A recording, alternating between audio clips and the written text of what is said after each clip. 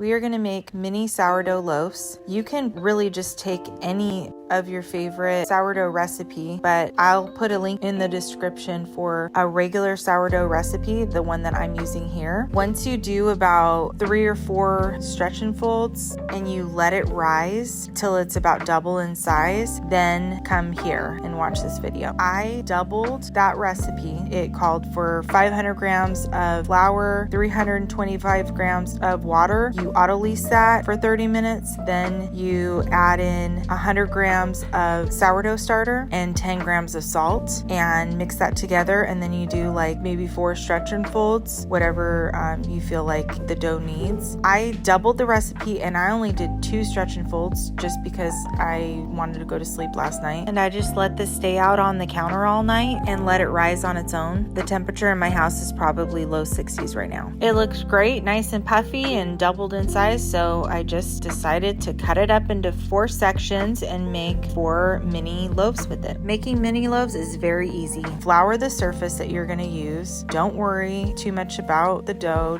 You want to keep it as fluffy as possible, but get your surface floured and cut it up into 4 equal pieces. I didn't even measure this. I didn't weigh them this time, but if you want to, you could just weigh them to make sure they're all equal. And you don't have to double the recipe. And you don't have to just make 2. I've made 3 mini loaves out of 1 loaf. If you're gonna do 3, I would just suggest letting it rise as much as you can once you've divided the dough. And just keep in mind there is such a thing as overproofing, so you don't want to let it rise too much. This is an area where you really just have to try it. It's trial and error. Once you do it a couple times, then you'll get the hang of it and realize it can go longer or it's ready. If you live in warm weather environment, then it's gonna rise much quicker than a colder environment. Okay, so basically I folded it like a burrito. I folded one side and then the other into each other, took the ends and folded them, basically rolling it. That's gonna create a nice structure for the dough. Now I'm just kind of pinching these sides, create a seam. Then you kind of twist, scoot it on the bottom into a candy cane shape to finish that seam. Do that a few times and then that's good for now. Also, if you don't want to make 2 loaves, you can divide the recipe in half as well. So stretch it out a little bit, then you fold one side, then you fold the other side. Of course, don't forget to flour your surface if it's sticky.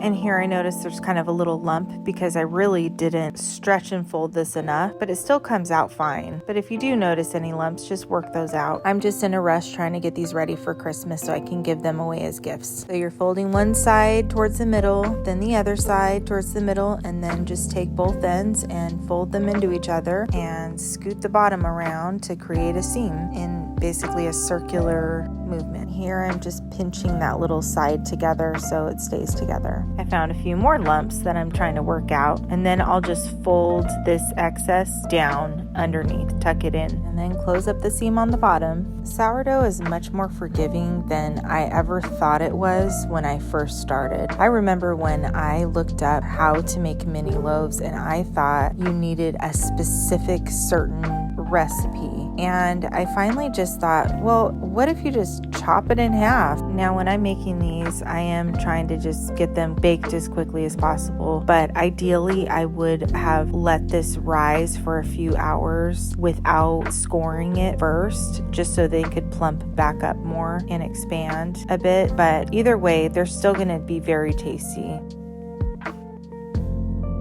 Now we're on the last one. So you stretch it into a somewhat rectangular shape.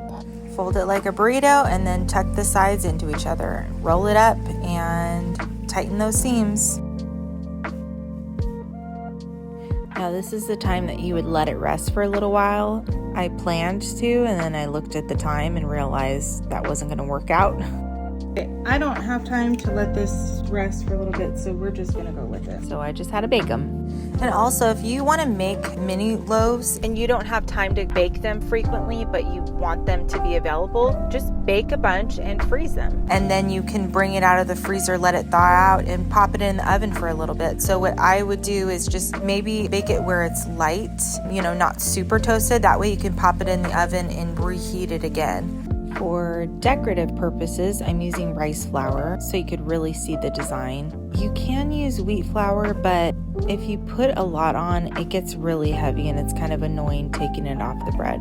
Rice flour is so much easier removing from the bread after you've baked it. Put it on parchment paper and then score them. Here I'm doing one big cut down the middle. Have the knife or Redlum or razor blade, have it at a slant as you cut it, and you could just make one cut and be done. You just want it to be a nice steep cut, but I'm going to do a little snowflake on the side as well.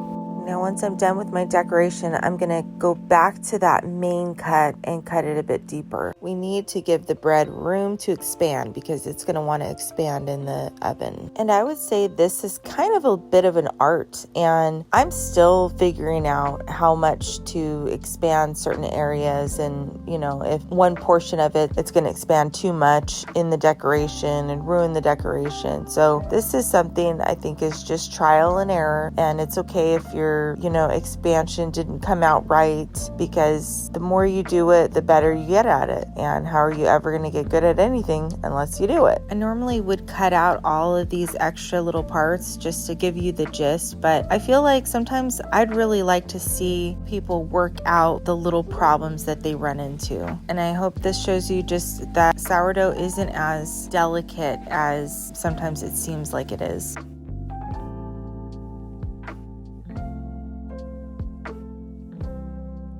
We are going to bake these at about 450 degrees Fahrenheit for 20 minutes with the lid on in a Dutch oven. If you don't have a Dutch oven, but you have 2 cast iron pans, put those together. And you want to always preheat the oven with the cast iron pans in them so they're nice and hot. After 20 minutes, take the lid off and cook for another 8 minutes. And then they should be ready.